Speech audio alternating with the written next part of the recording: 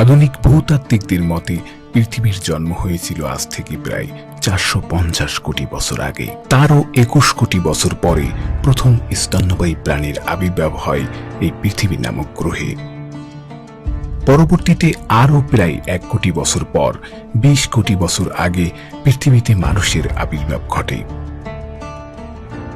প্রাকৃতিকভাবে মানুষ ও পৃথিবীর মধ্যে একটা যোগসূত্র আছে যা নিয়ন্ত্রণ করে স্বয়ং স্রষ্টা।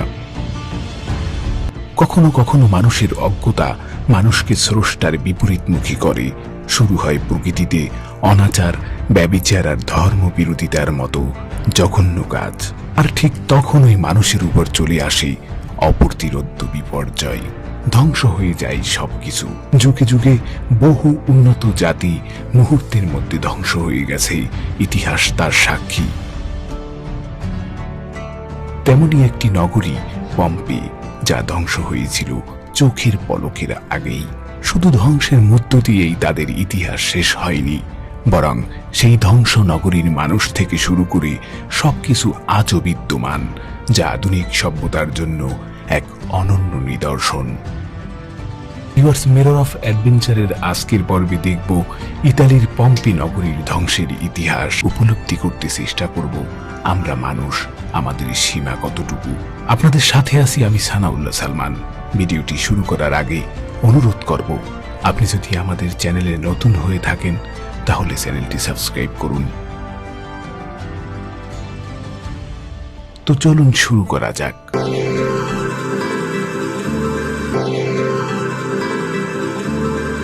Mirror of adventure.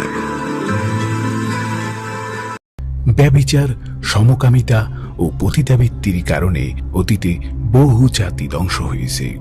কিছু জাতির বিবরণ কুরআন ও হাদিসে রয়েছে, আবার কিছু জাতির কথা উল্লেখ করা না হলেও কুরআনের ভাষ্য থেকে জানা যায় এগুলোর বাইরেও বহু জাতি রয়েছে যাদের পাপাচারের কারণে তাদের ধ্বংস করে দেয়া হয়েছে। আল্লাহ পাক ইরশাদ করেন, আমি ধ্বংস করেছি কত জনপদ যার অধিবাসীরা ছিল জালিম, পাপাচার লিপ্ত, এবং তাদের পরে সৃষ্টি করেছি অন্য জাতি, যা পবিত্র কুরআন পাকের সূরা আম্বিয়ার 11 নং আয়াতে উল্লেখ রয়েছে।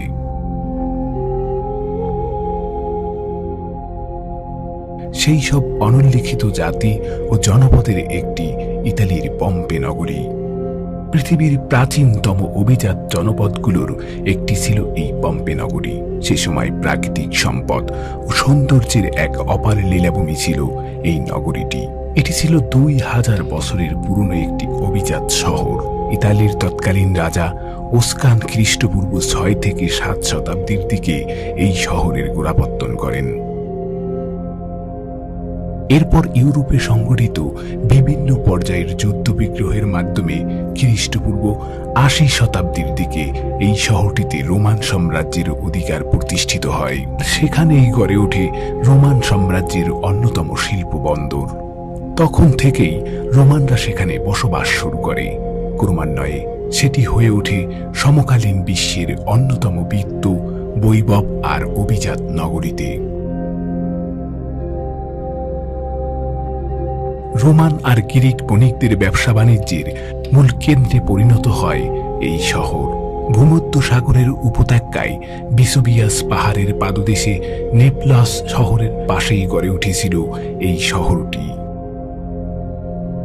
শহরটি বাণিজ্য নগরীর পাশাপাশি ধীরে ধীরে সারা দুনিয়ায় শ্রেষ্ঠ বিনোদন নগরীর মর্যাদা অর্জন করতে সক্ষম হয়।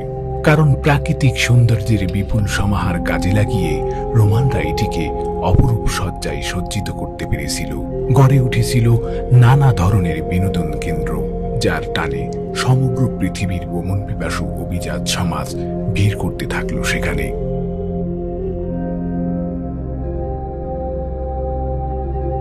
সবাই অবসর কাটানোর জন্য ছুটে যেত প্রাচীনকালের আধুনিক সভ্যতার অত্যাধুনিক দৃষ্টিনন্দন অট্টালিকা আর প্রমোদ কেন্দ্রে।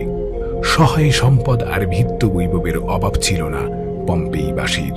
কিন্তু এত সব নিয়ামতের মধ্যে ডুবে থেকেও পম্পেইবাসী ভুলে গেল মহান স্রষ্টাকে, ভুলে গেল তৎকালীন আসমানি ধর্মকে, উদাসীন হল স্রষ্টার আরোপ করা বিধিনিষেধের প্রতি।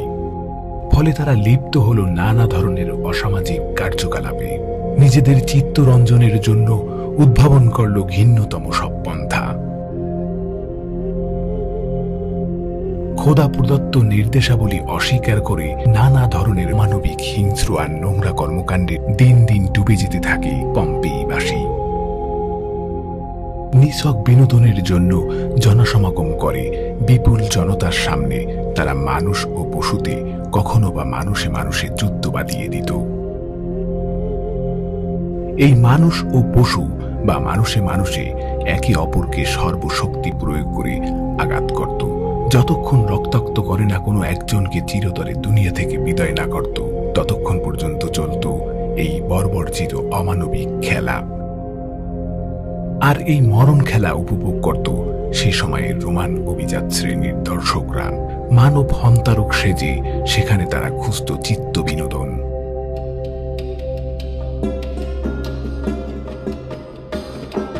যৌনতাই ছিল এরা অন্ধ।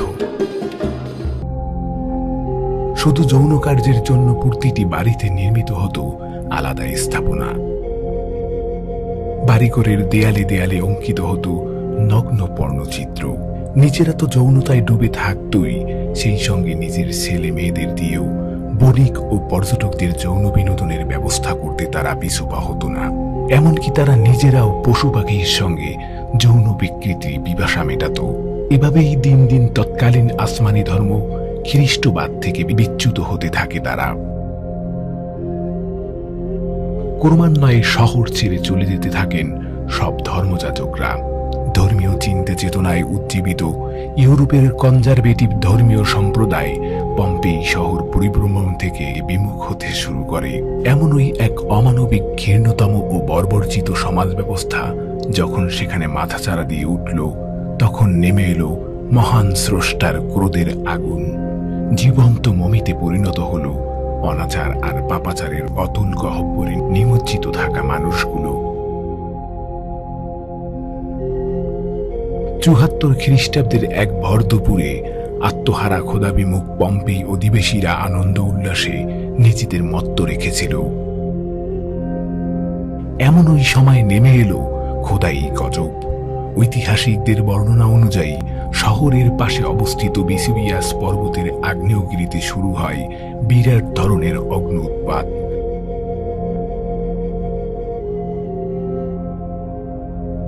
যাতে পম্পে শহর সহ ২ লাখ অধিবাসী দিন দুপুরে মাত্র অল্প কয়েক মুহূর্তের ব্যবধানে অন্তত ৭৬ ফুট অগ্নির লাভা আর ছাইবর্ষের নিচে বিলীন হয়ে যায়। তাৎক্ষণিক জীবন্ত কবর রচিত হয় শহরের সব মানুষ, প্রাণী ও উদ্ভিদ সম্ভারের।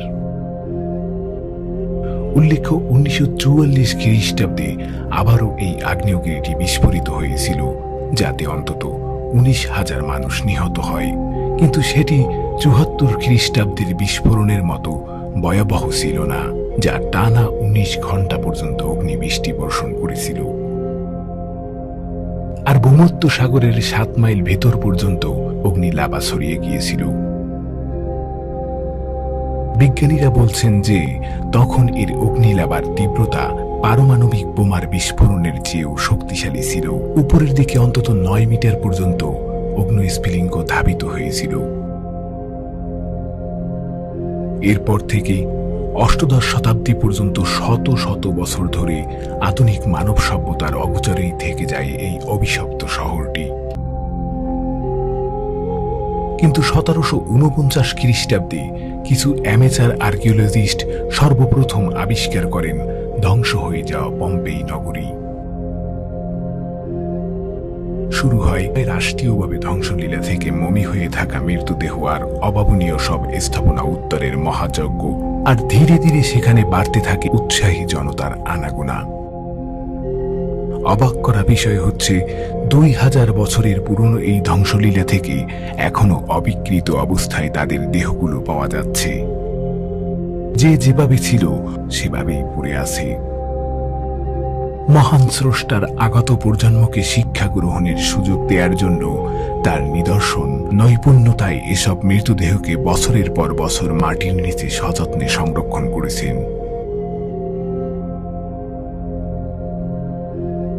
কালের বিবর্তনে কয়েক হাজার বছরের পুরনো সেই পর্যটন কেন্দ্র আবার পর্যটন কেন্দ্রে পরিণত হয়েছে, কিন্তু চির উন্নত সেই পম্পেই নগরীর ইতিহাসের অভিশপ্ত নগরী হয়ে মানুষের শিক্ষা গ্রহণের পাঠশালা হয়ে আত্মপ্রকাশ করছে।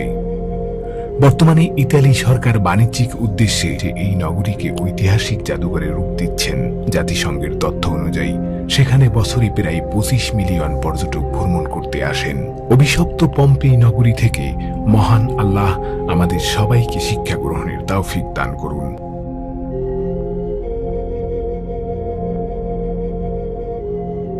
তো ভিউয়ার্স, এই ছিল আমাদের আজকের আয়োজন। ভিডিওটি কেমন লেগেছে তা অবশ্যই কমেন্টস করে জানান। আজ এই পর্যন্তই, দেখা হবে অন্য কোনো পর্বে নতুন কোনো ভিডিও নিয়ে। সেই পর্যন্ত ভালো থাকুন, সুস্থ থাকুন, সাবস্ক্রাইব করে মিরর অফ অ্যাডভেঞ্চারের সাথেই থাকুন। আল্লাহ হাফেজ।